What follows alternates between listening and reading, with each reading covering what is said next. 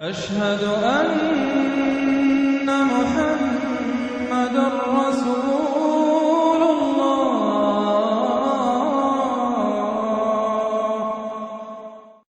سورۃ المجادلہ۔ یہاں پہ ایک نوٹ کر لیجئے کہ ان میں مسبحات کی ترتیب اس طرح ہے۔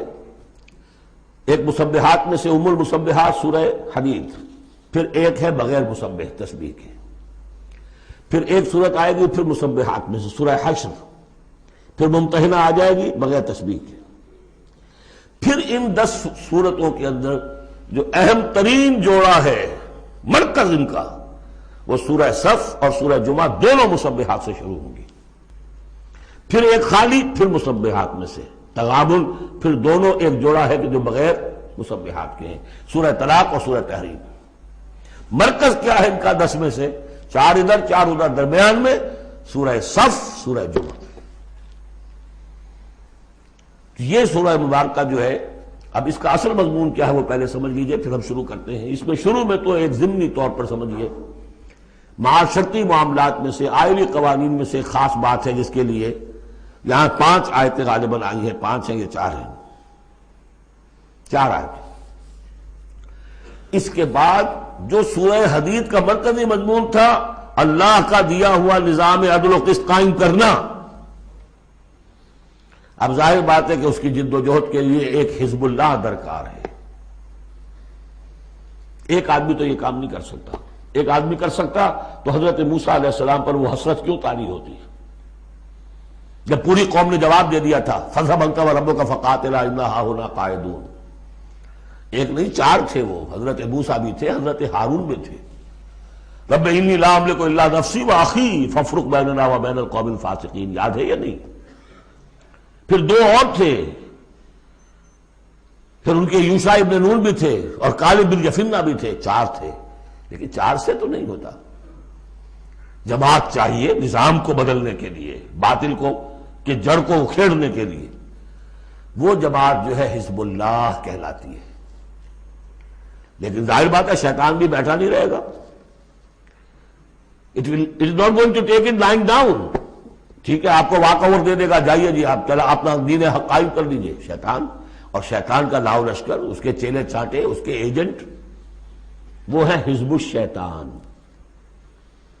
اس سورہ مبارکہ میں اب حزب اللہ اور حزب الشیطان کا تقابل آئے گا، اور حزب اللہ کے کارکنوں کو کچھ ہدایات دی جا رہی ہیں کہ یہ شیطان تمہارے اندر بھی رخنے پیدا کرنا چاہتا ہے، کس طریقے سے اس کو روکو۔ جیسے سورہ حجرات میں ہم نے دیکھا، تمسخر ایک دوسرے کا نہ کرو، ایک دوسرے کی غیبت نہ کرو، سوء ظن سے کام نہ لو۔ وہ یاد ہے، کسی کے نام چڑھانے والے نہ رکھ لو، وہ ساری ہدایات۔ کسی افواہ کے اوپر فوراً اقدام نہ کر لو، اگر کوئی فاسق کوئی خبر لے کر آئے تحقیق کرو پھر کوئی اقدام کرو۔ یہ ساری ہدایت کس لیے؟ آج 2 مسلمان لڑ پڑے تو صلح کراؤ، تاکہ وہ حزب اللہ مضبوط رہے، مستحکم رہے۔ یہ نیکی کی قوت ہے، نیکی کی طاقت ہے۔ یہ طاقت مضبوط ہوگی تو نیکی کے لیے امکان ہوگا کہ اس کا غلبہ ہو، اور وہ قوت جو ہے نیکی کی حامل قوت، وہ اگر کمزور ہو گئی تو پھر جو باطل ہے وہ ڈنکا بجائے گا۔ یہ ہے اس سورہ مبارکہ کا مضمون۔ پہلے آگے ہے ایک معاملہ خاندانی آئلی قوانین میں۔ بسم اللہ الرحمن الرحیم، قد سمع اللہ قول التی تجادلک فی زوجہا۔ یہ زہار ایک کہلاتا ہے شریعت کی روح سے، اور عرب میں یہ رواج تھا۔ ایک تو طلاق ہوتی ہے، شوہر نے بیوی کو طلاق دی، اب طلاق کی مختلف قسمیں ہوں گی، وہاں ہم بھی پڑھ چکے ہیں کون کون سی قسمیں ہیں۔ طلاق رجعی ہے، طلاق بائن ہے، طلاق مغلظ ہے، وغیرہ وغیرہ۔ ایک اور ان کے ہاں اس کے پیرلل ایک چیز تھی، بالکل بہت غصے میں آیا شوہر کہ تم تو میرے لیے میری ماں کی طرح ہو، بس ختم۔ اب قیامت تک وہ اس کے لیے حلال نہیں ہو سکتی، وہ اس کے لیے حلالہ بھی کوئی نہیں۔ طلاق مغلظ کے لیے تو پھر بھی کوئی حلالہ ہے، اس کے لیے حلالہ بھی نہیں تھا۔ یا کہہ دیا ماں کی پیٹھ کی طرح ہو، ماں کے جسم کے کسی حصے سے تشبیہ دے دی، اب تو تم میرے لیے تو میری ماں کے فلاں چیز کی طرح ہو، گویا کہ اب میں تمہارے ساتھ کوئی تعلق نہیں رکھ سکتا۔ مستقل جدائی ہو گئی، اس کو زہار کہتے ہیں۔ یہ واقعہ پیش آ گیا، صحابہ میں سے ایک صاحب تھے اوس بن ثابت، انہوں نے اپنی بیوی خولہ بنت ثعلبہ کے ساتھ زہار کیا، بچے تھے چھوٹے چھوٹے، وہ آئی روتی پیٹتی حضور کے پاس کہ حضور یہ کر دیا اوس نے، میں کیا کروں گی، اب یہ میرے چھوٹے چھوٹے بچے ہیں، یہ رل جائیں گے۔ حضور نے کہا میرے پاس تو کوئی ابھی قرآن میں کوئی حکم نہیں آیا ہے، میں کیا بتاؤں تمہیں، جب تک کہ قرآن کی طرف سے وحی نہ آئے میں کچھ نہیں بتا سکتا۔ وہ چیخ رہی ہے، حضور سوچئے تو صحیح میں کروں کیا، کہاں جاؤں، ان بچوں کو لے کر کہاں جاؤں میں، یہ ہلاک ہو جائیں گے بچے۔ اور پھر کبھی کہے اے اللہ بھیج جلدی سے کوئی میرے لیے راستہ بھیج۔ اس کیفیت میں پھر یہ وحی نازل ہوئی، قد سمع اللہ قول التی تجادلک فی زوجہا، اللہ نے سن لی ہے اس عورت کی بات جو اے نبی آپ سے جھگڑ رہی ہے اپنے شوہر کے بارے میں، وتشتکی الی اللہ، اور اسی میں وہ اللہ سے فریاد بھی کر رہی ہے کہ اللہ میرے لیے راستہ پیدا کر۔ واللہ یسمع تحاورکما، اور اللہ سن رہا تھا اے نبی آپ کے اور اس کے مابین جو گفتگو ہو رہی تھی، جو کنورسیشن ہو رہی تھی۔ واللہ یسمع تحاورکما ان اللہ سمیع بصیر، اللہ سمیع ہے، سب کچھ سننے والا، بصیر ہے، سب کچھ دیکھنے والا۔ لہذا اب اس خولہ بنت ثعلبہ کی اس فریاد پر اللہ تعالیٰ کی طرف سے رحمت کا دریا جوش میں آیا، مستقل قانون کی حیثیت سے قانون شریعت میں یہ چیز شامل کر دی گئی۔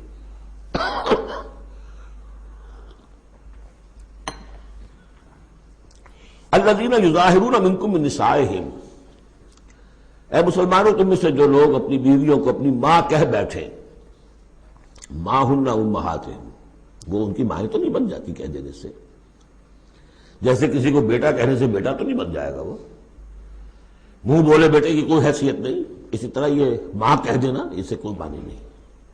ان امہاتہم الا اللہ ولدنہم، ان کی مائیں تو وہی ہیں جنہوں نے انہیں جنا ہے۔ وَإِنَّهُمْ لَيَقُولُونَ مُنْكَرًا مِنَ الْقَوْلِ وَالزُّورَ، یقیناً جو بات کہہ رہے ہیں وہ جھوٹی ہے اور بہت ناپسندیدہ بات ہے۔ وَإِنَّ اللَّهَ لَعَفُوٌّ غَفُورٌ، اللہ تعالیٰ عفو ہے، معاف فرمانے والا ہے، اور غفور ہے، بخشنے والا ہے۔ چونکہ ابھی تک یہ رواج تھا، چل رہا تھا، لہذا اگر اوس سے یہ بات ہو گئی ہے تو اللہ معاف کرے گا انہیں، اور جس سے بھی ہوئی ہے اس وقت اللہ معاف کرے گا، لیکن اب جو ہے قانون آ رہا ہے۔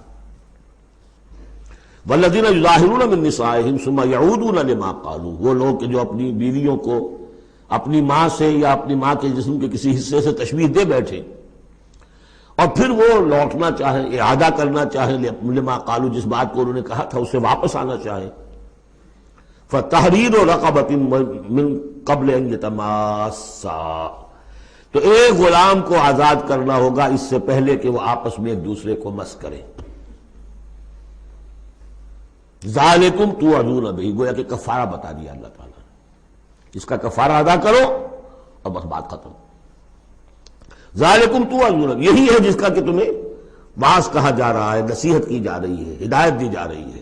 واللہ بما تعملون خبیر، اور جو کچھ تم کر رہے ہو اللہ اس سے باخبر ہے۔ ومن لم یجد، تو جو کوئی نہ پائے، کوئی غریب آدمی ہے جس سے یہ حرکت ہو گئی ہے اور وہ ایک اب اس کے پاس کوئی غلام نہیں ہے، اب غلام خریدے پھر آزاد کرے، اس کے پاس پیسہ نہیں ہے، فمن لم یستطع فمن لم یجد فصیام شہرین متتابعین من قبل یتماسا، جس کے پاس نہ ہو یہ اتنی مقدرت تو وہ 2 مہینوں کے روزے رکھے متواتر لگاتار، اس سے پہلے کہ وہ آپس میں ایک دوسرے کو چھوئیں۔ اب یہ بھی بہت سخت سزا ہے، 2 مہینے کے روزے متواتر، بیچ میں کوئی چھوٹے نہ۔ فمن لم یستطع، ایسا بھی ہو سکتا ہے کسی میں اتنی ہمت نہ ہو، کوئی اتنا ضعیف ہے، کوئی بیمار ہے، کسی کو ڈائبٹیز ہے، کچھ اور ہے، وہ روزے نہیں رکھ سکتا۔ فمن لم یستطع فاطعام 60 مسکینا، تو 60 مسکینوں کو کھانا کھلانا، ایک روز کی روزی جو ہے، اور وہ ہو بھی من اوسط ما تطعمون اہلیکم، وہ کھانا ہو گئی تم اپنے اہل و عیال کو کھلاتے ہو، وہ اوسط کھانا۔ ذالک لتؤمنوا باللہ ورسولہ، یہ اس لیے ہے تاکہ تم یقین کرو اللہ پر، اس کے رسول پر۔ میں کافی عرصے تک اور کافی تلاش بھی میں نے کیا کہ اس کا مفہوم کیا ہے، یہ تمہیں دیا جا رہا تاکہ تم ایمان رکھو اللہ پر، اس کے رسول پر، کیا مطلب ہوا؟ بات سمجھ میں آ گئی۔ واقعہ یہ کہ جب کوئی شخص کفارہ ادا کرتے ہوئے یہ سختی جھیلتا ہے اس خیال کے ساتھ کہ اللہ کا قانون ہے تو اس کے ایمان میں اضافہ ہوتا ہے، یقین بڑھے گا، اس کو مشقت کر رہا ہے۔ جیسے کہ ایمان سے عمل صالح پیدا ہوتا ہے، عمل صالح سے بھی ایمان پیدا ہوتا ہے۔ یہی بات سورہ حجرات میں ہم دیکھ آئے تھے، یمنون علیک ان اسلموا قل لا تمنوا علی اسلامکم بل اللہ یمن علیکم ان ہداکم للایمان ان کنتم صادقین۔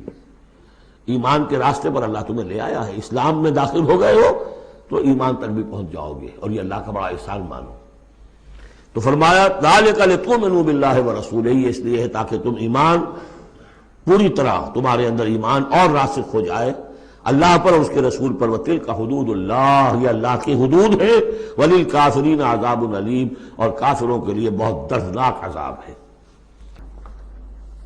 ان الذين يحادون الله ورسوله كبتوا كما كبت الذين من قبلهم وقد انزلنا آيات بينات وللكافرين عذاب مهين صدق الله العظيم۔ جیسا کہ میں عرض کر چکا ہوں، سورہ حدید میں اللہ تعالیٰ کے لائق دیے ہوئے نظام عدل و قسط کے قیام کو، انبیاء کرام کی بعثت، کتابوں کے نزول اور جو میزان اللہ نے عطا فرمائی ہے اس کا مقصد قرار دیا گیا۔ ظاہر بات ہے کہ اس نظام عدل و قسط کو قائم کرنے کے لیے ایک جد و جہد، ایک سعی کرنی پڑے گی، اور اس میں یقیناً رکاوٹ ڈالی جائے گی ان لوگوں کی طرف سے کہ جو ایک غیر عادلانہ نظام میں مفادات اٹھا رہے ہوں، جن کو کہ کچھ پریولیجز حاصل ہوں۔ مثلا فرض کیجئے کسی معاشرے کے اندر سیاسی ریپریشن ہے، جبر ہے، ظاہر بات ہے کہ وہ ڈکٹیٹر ہیں، کچھ لوگ ہیں کہ جنہوں نے دوسرے لوگوں کو دبایا ہوا ہے، وہ کبھی پسند نہیں کریں گے کہ لوگوں کو ان کے حقوق مل جائیں۔ یا کسی معاشرے کے اندر زیادہ نمایاں چیز جو ہے وہ معاشی استحصال ہے، اکنامک ایکسپلائٹیشن ہے۔ نتیجہ کیا ہوگا کہ ایک طبقہ ہوگا غرباء کا، ہیو ناٹس کا، ایک ہوگا ہیوز کا۔ وہ ہیوز والے جو ہے کبھی نہیں چاہیں گے کہ نظام بدلے، وہ ریزسٹ کریں گے ٹوتھ اینڈ نیل۔ لہذا ایک کشاکش، ایک تصادم ناگزیر ہے۔ اس تصادم کے لیے دو گروہ نمایاں ہوتے چلے جائیں گے، ایک جو اللہ کے دین کے پر ایمان رکھنے والے اور جنہوں نے اپنی زندگیوں کو اس کام کے لیے وقف کر دیا ہو کہ اللہ کے دین کو نافذ کریں، دوسرے وہ کہ جو اس کی مخالفت کریں گے۔ اب ان دونوں کی کشاکش اور دونوں کے لیے علیحدہ علیحدہ عنوان ہیں جو تجویز کیے جا رہے ہیں سورہ مجادلہ میں۔ ارشاد ہوا ان الذین یحادون اللہ ورسولہ، یہ یحادون یہ بھی حدید سے ہی بنا ہے، محاددہ باب مفاعلہ، جیسے جوہد سے مجاہدہ تو محاددہ مقاتلہ باب مفاعلہ، یعنی سخت مخالفت، پوری طاقت کے ساتھ مخالفت۔ یقیناً وہ لوگ جو پوری قوت کے ساتھ مخالفت کرنے پر تل گئے ہیں اللہ کی اور اس کے رسول کی، اور ظاہر بات ہے کہ اللہ اور اس کے رسول سے مراد اللہ کا دین ہے۔ اللہ تعالیٰ کی ایک تکوینی حکومت تو پوری دنیا میں ویسے ہی قائم ہے، اللہ کی کوئی کیا مخالفت کرے گا؟ اللہ کے رسول صلی اللہ علیہ وسلم سے بھی ذاتی پرخاش کسی کو کچھ نہیں تھی، کوئی ذاتی چپکلش نہیں تھی، جیسا کہ سورہ انعام میں ہم نے پڑھا ہے وَلَٰكِنَّ الظَّالِمِينَ بِآيَاتِ اللَّهِ يَجْحَدُونَ، یہ تو اللہ کی آیات کا انکار کر رہے ہیں۔ اے نبی جنگ آپ سے نہیں ہے ان کی، وہ تو ہمارے دین سے ہے۔ تو یعنی وہ لوگ کہ جو پوری قوت کے ساتھ مقابلہ کر رہے ہیں، مخالفت کر رہے ہیں اللہ کی اور اس کے رسول کی، یعنی اس کے دین کی اور اس کے دین کے قیام کی۔ دین بھی اگر رکھا رہے کتابوں میں لکھا ہوا اور مزید پی ایچ ڈیز اس پہ آپ کرتے رہیے، کتابیں لکھتے رہیے، تو انہیں کوئی اعتراض نہیں، لیکن جب آپ یہ کہیں گے کہ اس دین کو قائم کرنا ہے تو یہ ہے بات کہ جو بہرحال ٹھنڈے پیٹوں برداشت نہیں کی جا سکتی۔ ان الذین یحادون اللہ ورسولہ کبتوا کما کبت الذین من قبلہم، وہ خوار ہو گئے، تباہ ہو گئے جس طریقے سے کہ ان سے پہلے کے لوگ تباہ ہوئے تھے۔ یعنی یہ کہ جیسے قوم فرعون تباہ ہوئی، قوم نوح تباہ ہوئی، قوم ہود تباہ ہوئی، جس نے بھی مخالفت کی اللہ کی اور اس کے رسول کی، ان کا جو انجام ہوا وہ تمہیں معلوم ہے۔ وَقَدْ أَنزَلْنَا آیَاتٍ بَيِّنَاتٍ، اور ہم اتار چکے ہیں روشن آیات. یعنی مکی صورتوں میں یہ سارے واقعات آ چکے ہیں. بڑی بڑی قومیں جو تم سے کہیں بڑھ کر، اے قریش اور اے عرب کے مشرکوں، تم سے کہیں بڑھ کر زیادہ طاقتور تھے، ان کو ہم نے ہلاک کیا. وَلِلْكَافِرِينَ عَذَابٌ مُّهِينٌ، یہ تو دنیاوی عذاب تھا جو ان پر آیا، ابھی ان کے لیے عذاب مہین جو ہے ذلت والا عذاب آخرت کے اندر ہے. یوم یبعثہم اللہ جمیعا فینبئہم بما عملوا، جس دن کہ اللہ تعالیٰ ان سب کو اٹھائے گا بعث بعد الموت، اور پھر انہیں جتلا دے گا جو انہوں نے عمل کیے تھے. احصاہ اللہ ونسوہ، اللہ نے تو ان کو محفوظ رکھا ہوا تھا، ان کا ریکارڈ تھا، ایک ایک عمل ان کا جو ہے وہاں پر موجود تھا. ونسوہ، وہ بھول بھی چکے تھے کہ انہوں نے کیا کیا زیادتیاں کی ہیں، کیا کیا حرام خوریاں کی ہیں، وہ تو بھول چکے تھے. واللہ علی کل شیء شہید، اور اللہ تعالیٰ تو ہر چیز پر گواہ ہے، خود نگران ہے. الم تر ان اللہ یعلم ما فی السماوات و ما فی الارض، کیا تم نہیں دیکھتے کہ اللہ تعالیٰ تو جانتا ہے جو کچھ بھی ہے آسمانوں میں اور جو کچھ بھی ہے زمین میں. ما یکون من نجوا ثلاثۃ الا هو رابعہم، نہیں ہوتے کبھی بھی تین آدمی سرگوشیاں کرتے ہوئے مگر یہ کہ ان کا چوتھا اللہ ہوتا ہے. جماعتی زندگی میں ایک بڑا فتنہ پیدا ہو جاتا ہے کہ گروپ بندی ہو جائے، اور پھر وہ گروپس جو ہیں خفیہ جو ہے چیبیں گوئیاں شروع کر دیں. ایک جماعت ہے، اس جماعت میں ظاہر بات ہے اختلاف رائے بھی ہو سکتا ہے، لیکن اختلاف رائے کے لیے جو فورم ہے جہاں اختلاف رائے کا اظہار ہونا چاہیے وہاں اختلاف کیا جائے، اس کے قواعد و ضوابط کو ملحوظ رکھتے ہوئے. اس کی بجائے پرورٹڈ ذہنیت جو ہوتی ہے، تخریبی ذہنیت ہوتی ہے، وہ یہ ہے کہ اپنی ایک علیحدہ سی لابی بنا کر اور اپنے ہی مشورے کر رہے ہیں، گفتگویں کر رہے ہیں، تاکہ اپنے خیال میں تو اور پختہ سے پختہ ہوتے چلے جائیں. اگر عام ڈائیلاگ ہو تو اس میں تو پورا موقع ہوتا ہے کہ آج آپ کو کوئی خیال آیا ہے لیکن کل آپ کو اس کی غلطی آپ پر واضح ہو جائے، اور جو دوسرا خیال ہے آپ اس کے قائل ہو جائے کہ نہیں وہ بات واقعی میری سمجھ میں نہیں آئی تھی، اب سمجھ میں آ گئی ہے. لیکن اگر اس کی بجائے اوپن ڈائیلاگ کی بجائے اگر یہ خفیہ سرگوشیاں شروع ہو جائیں تو یہ گویا کہ پھر اس جماعت کے لیے یہ ایک بہت بڑا سمجھیے کہ سم میں قاتل ہے، زہر ہے، مہلک زہر ہے. تو اس کا ذکر ہو رہا ہے. ما یکون من نجوا ثلاثۃ، جب کئی علیحدگی میں اور خفیہ مشورے کرتے ہیں تین افراد، الا هو رابعہم، اللہ تعالیٰ ان کے ساتھ موجود ہوتا ہے چوتھا. ولا خمسۃ الا هو سادسہم، نہیں ہوتے کوئی پانچ مگر یہ کہ ہوتا ہے اللہ چھٹا. ولا ادنیٰ من ذالک، ادنیٰ کیا ہوگا، دو ہوں گے ثلاثہ سے نیچے تو ان کے ساتھ تیسرا اللہ ہے. ولا اکثرا، اس سے زائد ہو تب بھی اگر وہ خفیہ میٹنگز ہو رہی ہیں اور خفیہ سرگوشیاں ہو رہی ہیں تو اللہ تو ان کے ساتھ ہے. ہوا معہم اینما کانوا، یہ وہی الفاظ آ گئے جو سورہ حدید میں بھی آئے تھے. ہوا معکم اینما کنتم، اللہ ہوا معہم اینما کانوا، وہ تو موجود ہوتا ہے ان کے ساتھ جہاں کہیں بھی ہوں. ثم ینبئہم بما عملوا، پھر ان کو بتا دے گا، جتلا دے گا جو کچھ کہ انہوں نے عمل کیا تھا قیامت کے دن. ان اللہ بکل شیء علیم، یقینا اللہ ہر چیز کا علم رکھتا ہے. الم تر الی الذین نہوا عن النجوی، کیا تم نے دیکھا نہیں کہ وہ لوگ کہ جنہیں منع کیا گیا تھا نجوا سے. یہ آیت جو ہے سورہ نساء میں آ چکی ہے، آیت نمبر 114. لا خیر فی کثیر من نجواہم، اب اس سے ثابت ہو گیا کہ یہ سورہ مجادلہ اس کے بعد نازل ہو رہی ہے، اس لیے کہ اس کے بارے میں اشارہ کیا جا رہا ہے کہ ان کو منع کیا گیا تھا نجوا سے. ثم یعودون لما نہوا عنہ، پھر بھی وہ اعادہ کر رہے ہیں، دوبارہ اسی شے کا ارتکاب کر رہے ہیں جس سے وہ روکے گئے تھے. یہ منافقین تھے کہ جو سرگوشیاں کرتے تھے، علیحدہ جا کر باتیں کرتے تھے، اسکیمیں بناتے تھے. کبھی وہ جن کے ساتھ ان کے دوستانہ تعلقات تھے یہود میں سے ان کے پاس جاتے تھے، کبھی آپس میں میٹنگیں کرتے تھے. وَيَتَنَاجَوْنَ بِالْإِثْمِ وَالْعُدْوَانِ وَمَعْصِيَتِ الرَّسُولِ، اور وہ جو سرگوشیاں کرتے ہیں وہ گناہ کے بعد کی کرتے ہیں، زیادتیوں کی کرتے ہیں، اور رسول کی معصیت، رسول کی نافرمانی. یہ سورہ نساء جب ہم پڑھ رہے تھے تو میں نے آپ سے عرض کیا تھا، یاد ہوگا کہ منافقین پر بہت شاخ گزرتا تھا کہ ہم رسول کی اطاعت کریں، ہم اللہ کو مانیں گے، اللہ کی کتاب میں جو بات آ جائے گی اس پہ عمل کریں گے، لیکن یہ کیا ضروری ہے، یہ تو ہماری طرح کے ایک انسان ہے. پھر ہم سورہ قتال میں دیکھ چکے ہیں کہ انہوں نے از خود ایک مہم جوئی شروع کر دی ہے. کیا ضرورت تھی یہ چھیڑ چھاڑ کیوں کی قریش کے ساتھ، کیوں جنگوں کا سلسلہ شروع کیا، جس کے لیے کہ یہ مصیبت جو ہے بڑھتی چلی گئی. لہذا ان کے اوپر جو شاخ گزر رہا تھا وہ تھا رسول کی اطاعت و معصیت الرسول، رسول کی نافرمانی۔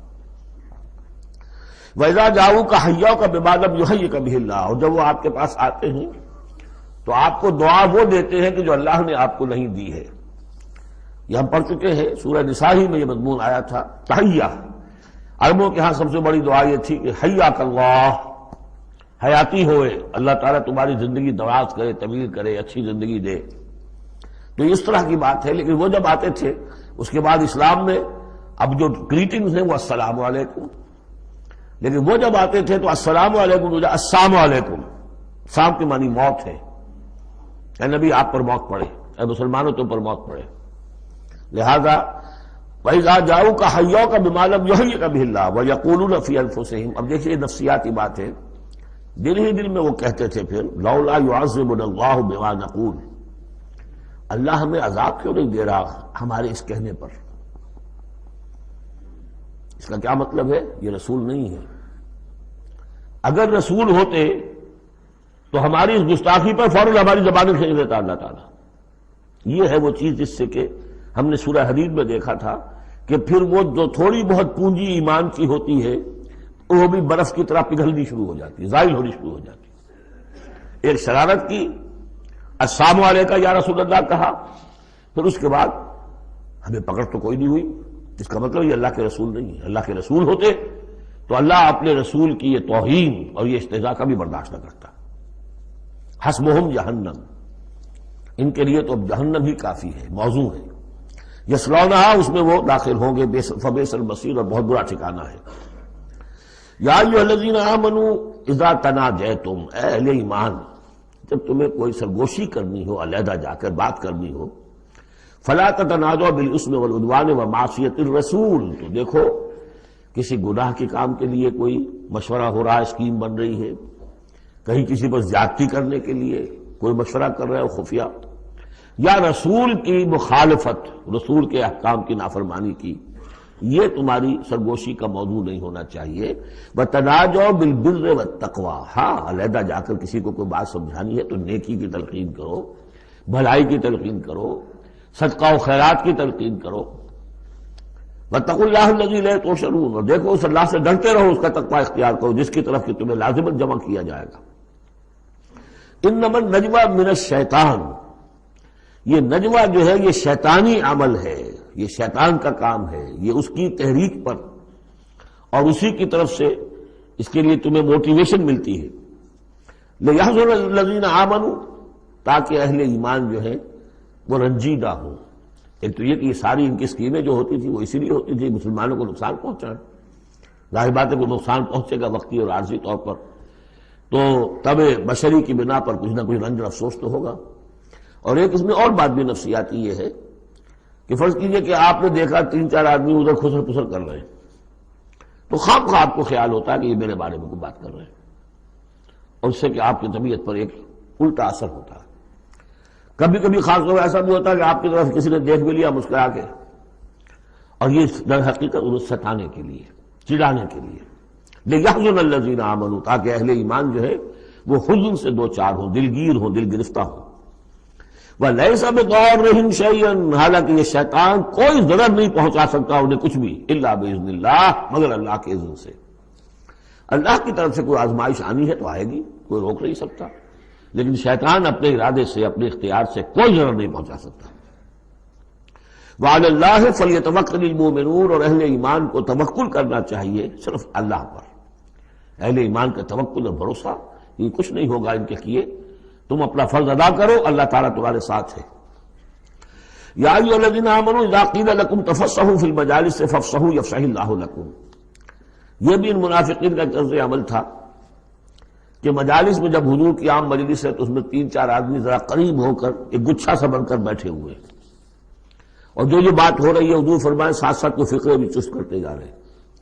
پھر یہ کہ وہ علیحدہ بیٹھتے تھے کہ ہمارے فقرے کے سچے مسلمان نہ سن لے کہیں، تب تو پکڑ ہو جائے گی ہماری۔ تو گویا کہ ایک گچھا سا بن کر وہ بیٹھے ہوئے ہیں، بہت قریب قریب ہو کر، اپنا ایک علیحدہ سالقہ بنا کر۔ تو اس کے لیے اگر ان سے کہا جائے کھل کر بیٹھو، اس طریقے سے یہ جگہ جگہ پر علیحدہ گروپ بنا کر نہ بیٹھو، کھل کر بیٹھو، معلوم کہ ایک اجلاس ہے، ایک اجتماع ہو رہا ہے۔ فافصحوا تو تم کھل کے بیٹھا کرو، اللہ تعالیٰ تمہارے لیے کشادگی پیدا کر دے گا۔ بڑی عمدہ انداز ہے نصیحت کا۔ وَإِذَا قِيلَ انشُزُوا فَانشُزُوا يَرْفَعِ اللَّهُ الَّذِينَ آمَنُوا مِنكُمْ، اور جب کہا جائے کہ اٹھ کھڑے ہو تو چلے جایا کرو، اٹھ جایا کرو۔ یہ بھی ہوتا تھا کہ ایک میٹنگ ہے، مشورہ ہے، گفتگو ہوئی ہے، کوئی مسئلہ طے ہو گیا ہے، اب یہ ہمیں اقدام کرنا ہے، یہ فیصلہ کرنا ہے۔ اب یہ کہ جب مجلس برخاست ہوئی وہ بیٹھے ہوئے وہیں پر کچھ ایک گروپ بنا کر اب اس کے اوپر تبصرے ہو رہے ہیں۔ یہ بھی در حقیقت بحیثیت مجموعی جماعت کے اندر ایک سوء ظن کی سی فضا پیدا کرنے والی شے ہے۔ اب جب اجتماع تھا، بیٹھے تھے، اجتماع ختم ہو گیا، اب جائیے۔ جب کہا جائے کہ اٹھ جاؤ تو اٹھ جایا کرو، اٹھ کھڑے ہوا کرو۔ یرفع اللہ الذین آمنوا منکم، اللہ تعالیٰ تم میں سے جو واقعی اہل ایمان ہے ان کے درجات بلند کرے گا۔ والذین اوتوا العلم درجات، اور جن کو اللہ تعالیٰ نے علم دیا ہے، حقیقی علم دیا ہے، ان کے درجات بلند کرے گا۔ واللہ بما تعملون خبیر، اور اللہ تعالیٰ جو کچھ تم کر رہے ہو اس سے باخبر ہے۔ یا ایھا الذین آمنوا اذا ناجیتم الرسول فقدموا بین یدی نجواکم صدقہ، اہل ایمان جب تم رسول سے کوئی تنہائی میں بات کرنا چاہو تو ذرا اپنی اس علیحدگی کی بات سے پہلے کو صدقہ دیا کرو۔ اب اس کا بھی پس منظر سمجھیے، یہ چیزیں سمجھ میں نہیں آ سکتی اگر جماعتی ایک شکل سامنے نہ ہو اور اس میں ایک جد و جہد کی شکل۔ ہوتا کیا ہے کہ کچھ لوگ وہ اپنی حضور سے قرب ظاہر کرنے کے لیے اور اپنی حیثیت کو علیحدہ ممیز کرنے کے لیے، حضور ذرا مجھے آپ سے علیحدگی میں بات کرنی ہے تاکہ لوگ دیکھ لیں یہ کوئی بڑا چودھری ہے، بڑا اہم آدمی ہے، یہ علیحدگی میں جا کے بات کر رہا ہے، تو بڑا یعنی یہ کہ حضور کو بھی اس پر اعتماد ہے، اور وہ اپنی ایک نمایاں حیثیت ظاہر کرنے کے لیے۔ اور جو ان میں منافق تھے، جو عبداللہ ابن ابی کے بارے میں آپ کو بتا چکا ہوں کہ جب حضور جمعے کا خطبہ دینے کھڑے ہوتے تھے تو پہلے صف میں ہوتا تھا، پہلے کھڑا ہو جاتا تھا خود، اور کہتے لوگوں دیکھو توجہ سے سنو، یہ اللہ کے رسول ہے، تاکہ اس کی اپنی حیثیت ظاہر ہو جائے کہ وہ یہاں کا چودھری ہے۔ اور وہ تھا مدینے کا چودھری، اس لیے کہ خزرج کا سردار تھا، اور خزرج بڑا قبیلہ تھا، اور طے کر چکے تھے اہل مدینہ کہ اسے بادشاہ بنا لیں گے، اپنا نظام بنائیں گے، چونکہ بہت عرصہ ہو گیا تھا انہیں باہم لڑتے ہوئے اوس اور خزرج کو۔ اب وہ چاہ رہے تھے کوئی ایک نظام ہو جائے، ہمارا بھی ایک بادشاہ ہو کوئی، اور اس کے لیے تاج بن چکا تھا، بس تاج پوشی باقی تھی کہ حضور تشریف لے آئے جو بے تاج بادشاہ بن گئے۔ اب اس کے جو بادشاہی کے خواب تھے سارے کے سارے جو ہیں وہ ختم ہو گئے، لہذا اس کے اندر دشمنی اول روز سے تھی، تو وہ بھی اپنی اس حیثیت کو ظاہر کرنے کے لیے کھڑے ہو کر کہتا تھا۔ اسی طرح یہ کہ اذا ناجیتم الرسول، تو اب آپ نے چونکہ مال سے جو ہے محبت بہت تھی، حضور نے کہا کہ پہلے کو صدقہ دے کر پھر ذرا آ کے حضور سے بات کیا کرو۔ ٹیکس لگا دیا اللہ تعالیٰ نے حضور سے علیحدہ گفتگو کا۔ اب وہ تو اس سے پہلوتی کر گئے، اور تھا صرف یہی بتانا تھا کہ یہ لوگ جو بہت ان کو مال سے اتنی محبت ہے کہ کوئی صدقہ دے کر اور پھر حضور سے علیحدہ گفتگو کرنے کے لیے کوئی آمادہ نہیں ہوا ان میں سے۔ حضرت علی کہتے ہیں رضی اللہ تعالیٰ عنہ، میں واحد شخص تھا جس نے حضور سے تنہائی میں گفتگو کے لیے آپ سے وقت مانگا اور صدقہ جو ہے اس کو پیش کیا، لیکن اللہ تعالیٰ نے جلد ہی اس حکم کو جو ہے منسوخ بھی کر دیا۔ یہ حکم بہت جلدی منسوخ ہوا ہے۔ یا ایھا الذین آمنوا اذا ناجیتم الرسول فقدموا بین یدی نجواکم صدقہ ذالک خیر لکم واطہر، یہ تمہارے لیے بہت بہتر بھی ہے اور بہت پاکیزہ بات ہے۔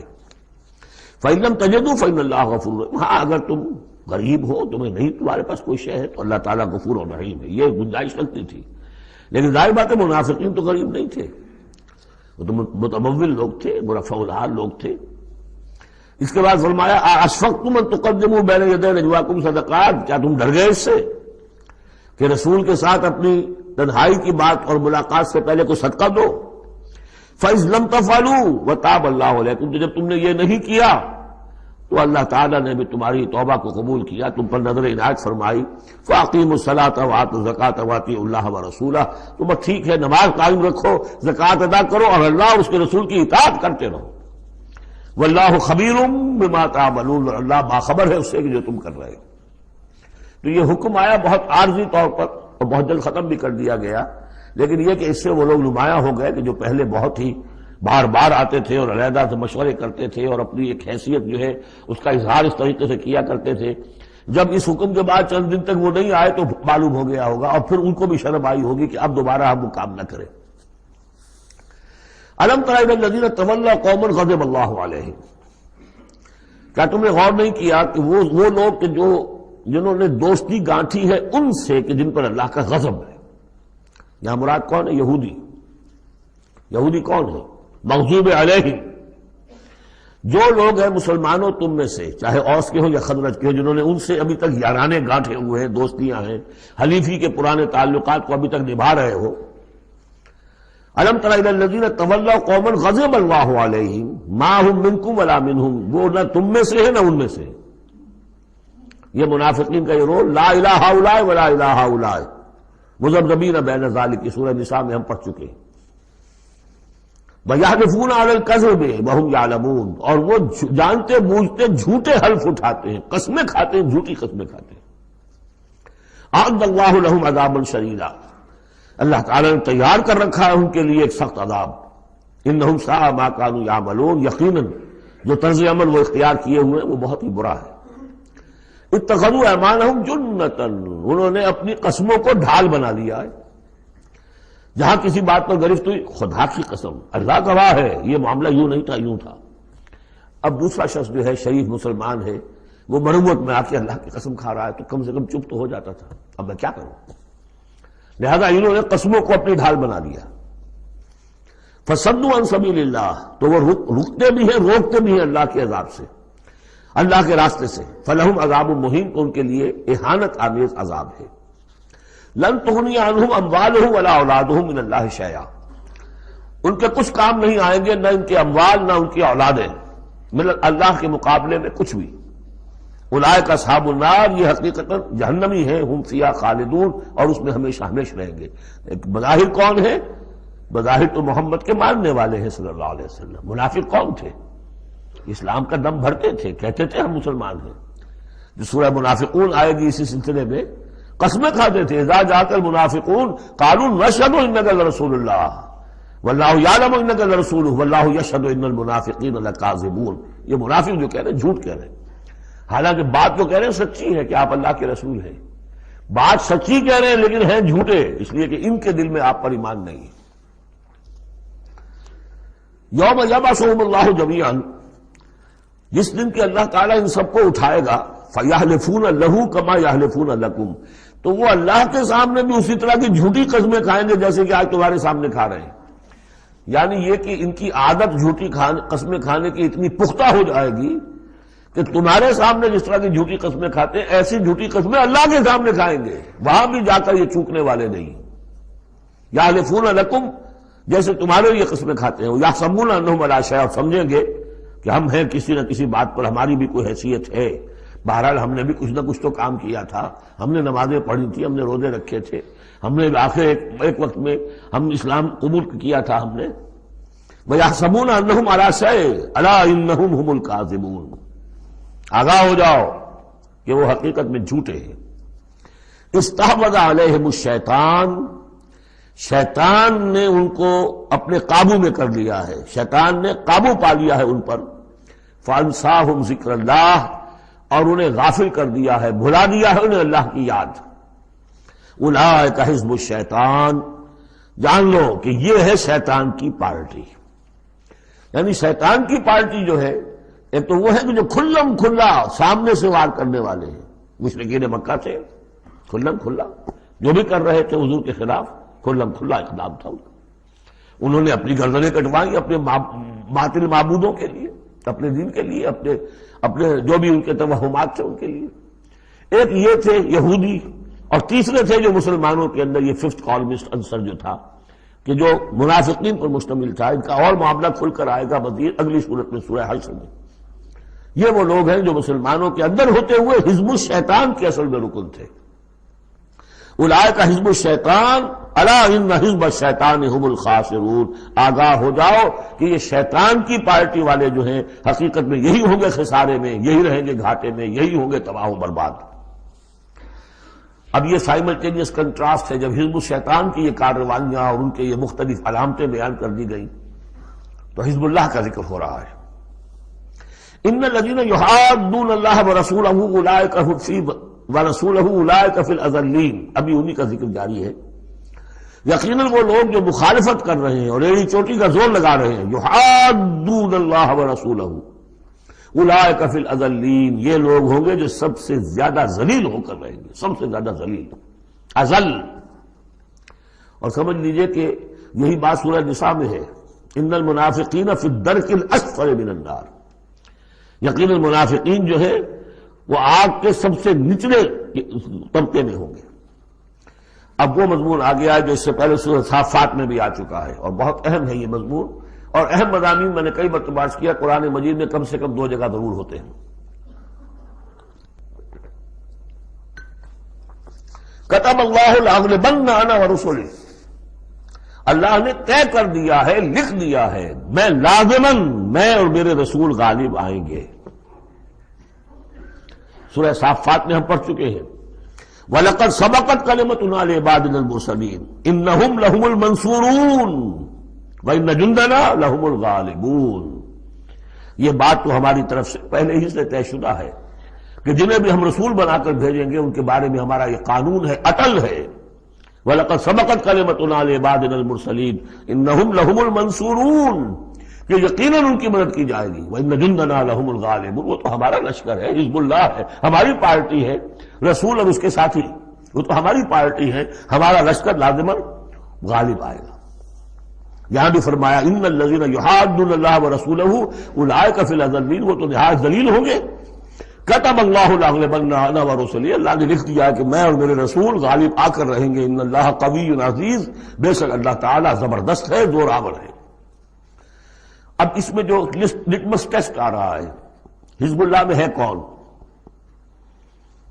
اس میں جو سب سے بڑی بات ہے وہ یہ کہ اپنے سابقہ رشتوں کو، چاہے وہ باپ ہو، بیٹا ہو، بھائی ہو، حلیف ہو، دوست ہو، اگر وہ ایمان نہیں لایا اور آپ کے ایمان کی تلوار نے آپ کے اور اس کے درمیان کے رشتے کو کاٹ دیا، تب تو آپ حزب اللہ میں ہیں، اور اگر وہ رشتہ جو ہے لگا رہا آپ کے ساتھ تو آپ حزب اللہ میں نہیں ہیں۔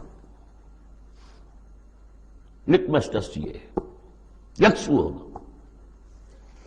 لا تجد قوما یؤمنون باللہ والیوم الآخر یوادون من حاد اللہ ورسولہ، تم نہیں پاؤ گے ان لوگوں کو جو حقیقتاً ایمان رکھتے ہوں اللہ پر اور یوم آخر پر کہ وہ محبت کر رہے ہیں ان سے جو مخالفت کرتے ہیں اللہ کی اور اس کے رسول کی۔ سیدھی سی بات ہے۔ ایک وہ کفار ہیں جو انرٹ ہوں، پیسو ہوں، آپ کے خلاف کوئی اقدام نہ کر رہے ہوں، اسلام کے خلاف ان کا معاملہ علیحدہ ہو جائے گا، یہ سورہ ممتحنہ میں آئے گا۔ لیکن وہ لوگ جو ایکٹیو ہیں، ریزسٹ کر رہے ہیں، اسلام کے خلاف جدوجہد کر رہے ہیں، اگر ان کے ساتھ بھی کوئی دوستی کا رشتہ ہے تو پھر حزب اللہ سے آپ خارج ہو گئے۔ لا تجد قوما یؤمنون باللہ والیوم الآخر یوادون من حاد اللہ ورسولہ، نہیں پاؤ گے تم کسی بھی شخص کو جو ایمان رکھتا ہو اللہ پر اور یوم آخر پر کہ وہ محبت کی پیگیں بڑھا رہا ہو ان سے کہ جن کی مخالفت ہے اللہ سے اور اس کے رسول سے۔ وَلَوْ كَانُوا آبَاءَهُمْ، خواہ وہ ان کے باپ ہوں، او ابناہم یا ان کے بیٹے ہوں، او اخوانہم یا ان کے بھائی ہوں، او عشیرتہم یا ان کے رشتہ دار ہوں۔ اب وہی نوٹ کر لیجیے آیت سورہ توبہ کی آیت نمبر 24، قل ان کان آباؤکم وابناؤکم واخوانکم وازواجکم وعشیرتکم واموال اقترفتموها وتجارۃ تخشون کسادها ومساکن ترضونها احب الیکم من اللہ ورسولہ وجہاد فی سبیلہ۔ اللہ کی محبت کے تو آپ بڑے دعوے کر سکتے ہیں، رسول کی محبت کے، رسول کے عشق کے بڑے بڑے دعوے آپ کر سکتے ہیں، لمبے لمبے جلوس نکال سکتے ہیں، بڑی بڑی محفلیں میعاد منعقد کر سکتے ہیں، نعتوں کے اندر زمین آسمان کے کلامیں ملا سکتے ہیں۔ اصل میں جو ٹیسٹ ہوگا کہ واقعتاً اللہ سے اور اس کے رسول سے محبت ہے یا نہیں ہے تو جہاد فی سبیلہ سے ہوگا، وہ تو ٹھوس ہے۔ تو اگر وہ 8 چیزوں کی محبت ان 3 چیزوں کی محبت سے بڑھ گئی فتربصوا، تو جاؤ اور انتظار کرو حتی یاتی اللہ بامرہ، یہاں تک کہ اللہ اپنا فیصلہ سنا دے۔ واللہ لا یہدی القوم الفاسقین، اللہ ایسے ناہنجاروں کو ہدایت نہیں دیتا۔ تقریباً اس کی ہم بدن آیت ہے یہ، لا تجد قوما یؤمنون باللہ والیوم الآخر یوادون من حاد اللہ ورسولہ ولو کانوا آباءہم او ابناءہم او اخوانہم او عشیرتہم۔ اولئک کتب فی قلوبہم الایمان وایدہم بروح منہ، یہ وہ لوگ ہیں جن کے دلوں میں اللہ نے ایمان لکھ دیا ہے۔ لکھ دینا کسی چیز کا پختہ کر دینا، طے کر دینا، لکھ دیا ہے۔ نقش فی الحجر، جیسے کہ پتھر میں لکیر ہو جائے، ایسا اللہ نے اس کو لکھ دیا ہے۔ وَأَيَّدَهُمْ بِرُوحٍ مِّنْهُ، اور پھر ان کی مدد کی ہے اللہ تعالیٰ نے اپنی طرف سے، اپنے غیب کے فیض سے، روح سے۔ اب یہ روح فرشتہ بھی ہو سکتا ہے، یا اللہ تعالیٰ کی طرف سے الہام بھی ہو سکتا ہے۔ تو جو بھی اللہ کی طرف سے جو غیر مرئی جو بھی مدد آتی ہے وہ سب روح ہے۔ وَيُدْخِلُهُمْ جَنَّاتٍ تَجْرِي مِن تَحْتِهَا الْأَنْهَارُ خَالِدِينَ فِيهَا، اور وہ داخل کرے گا انہیں ان باغات میں جن کے دامن میں ندیاں بہتی ہوں گی اور جس میں وہ ہمیشہ ہمیشہ رہیں گے۔ رضی اللہ عنہم ورضوا عنہ، وہ اللہ سے راضی ہو جائیں گے اور اللہ ان سے راضی ہو جائے گا، یا یوں کہیے کہ وہ اللہ سے راضی ہو چکے اور اللہ ان سے راضی ہو چکا۔ اولئک حزب اللہ، اب یہ آیا ہے کنٹراسٹ، وہ حزب الشیطان، یہ حزب اللہ۔ اولئک حزب اللہ، یہ ہے اللہ کی پارٹی، اللہ کی جماعت۔ الا ان حزب اللہ هم المفلحون، آگاہ ہو جاؤ کہ یقیناً اللہ کی جماعت جو ہے وہی فلاح پانے والی ہے، اللہ کی پارٹی ہی کے لیے آخری کامیابی ہے۔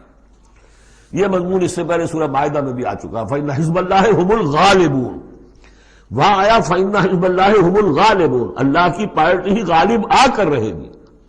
لیکن دنیا میں غالب آ جانا در حقیقت اگرچہ یہ بڑی کامیابی ہے، لیکن سب سے بڑی کامیابی تو وہ فلاح ہے۔ اولئک الا ان حزب اللہ هم المفلحون، وہ انہیں کو فلاح ملنے والی ہے کہ جو اللہ کی پارٹی سے متعلق ہوں گے۔ اللہم ربنا اجعلنا منہم، اللہم ربنا اجعلنا منہم، اللہم ربنا اجعلنا منہم، آمین یا رب العالمین۔